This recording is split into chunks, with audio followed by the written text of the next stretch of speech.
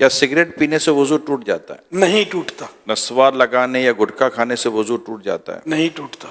کیا عورت کو ہاتھ لگ جائے یعنی ٹچ ہو جائے تو کیا وضو ٹوٹ جاتا ہے؟ حنفیوں کے نزدیک وضو نہیں ٹوٹتا، کیا گالی دینے یا گانے سننے سے وضو ٹوٹ جاتا ہے؟ نہیں ٹوٹتا۔ کیا بغیر وضو مسجد میں داخل ہو سکتے ہیں؟ جی ہاں، داخل ہو سکتے ہیں، کیا کپڑے تبدیل کرنے سے وضو ٹوٹ جاتا ہے؟ نہیں ٹوٹتا۔ کیا ایک ہی وضو سے 5 نمازیں ادا کر سکتے ہیں؟ بالکل کر سکتے ہیں، اگر واقعی اس کا وضو قائم ہے تو۔ جو وضو کی حالت میں انتقال کر جائے تو کیا اسے شہید کہا جائے گا؟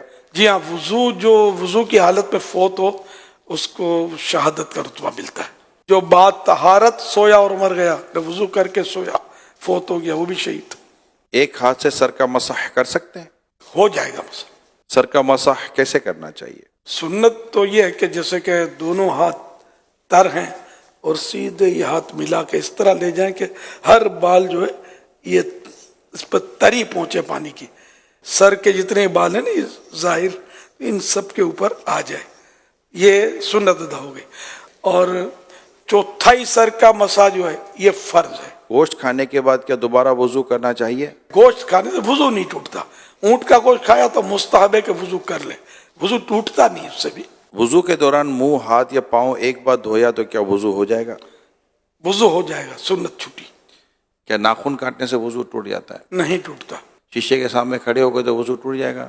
آئینہ دیکھنے سے وضو نہیں ٹوٹتا۔ وضو کے بعد دعا پڑھنے کی کوئی فضیلت ہے؟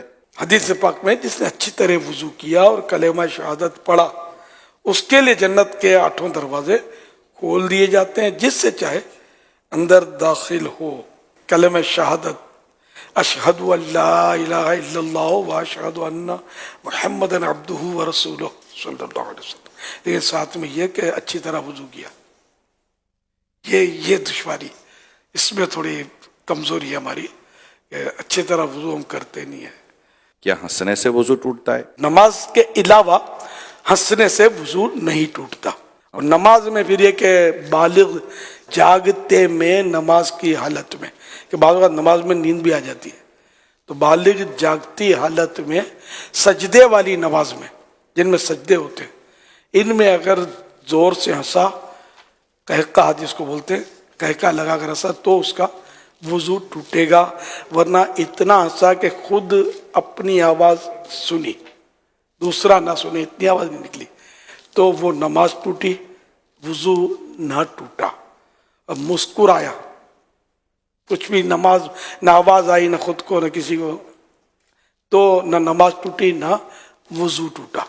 بھئی جتنے سوالات ہوئے جس میں آپ نے فرمایا وضو نہیں ٹوٹتا، لیکن اب اگر کچھ ایسے معاملات ہیں جیسے قہقہ لگانا یا گالی بکی کسی نے، یا جو ہے وہ عورت کو ہاتھ ٹچ ہو گیا، تو وضو اس کے بعد کر لینا یہ مستحب بھی ہے یا نہیں ہے؟ گالی دینا، غیبت کی، قہقہ لگانا، جھوٹ بولا تو یہ مستحب ہو جائے گا کہ وضو کر لے، اور توبہ تو ویسے ہی فرض ہے جو گناہ کیے ہیں اس پر۔